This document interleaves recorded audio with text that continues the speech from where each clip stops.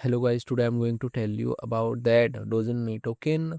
Now before we start the video, let's share my legal disclaimer. This video is only for educational purpose. Do your own research for the investing. According to the website, DOGINME is a community-driven meme coin that originated from a viral joke on the decentralized social media platform Farcaster, embodying a cultural ethos rather than complex utility. Born from a viral social movement created after Farcaster founder Dan Remue's humorous reply, "No, but I got that dose in me."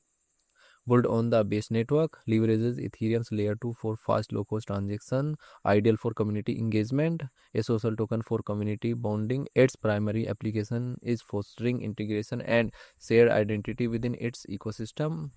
DOGINME token total supply is 67.61 billion and circulating supply is also 61.61 billion DOGINME token. DOGINME token is listed on Coinbase, Gate.io, MEX and other exchanges. If I share my opinion with you, then this project up to 80% chances that it is a legit or good project. So guys, don't take my opinion as a financial advice. Do your own research for the investing. Thanks for watching.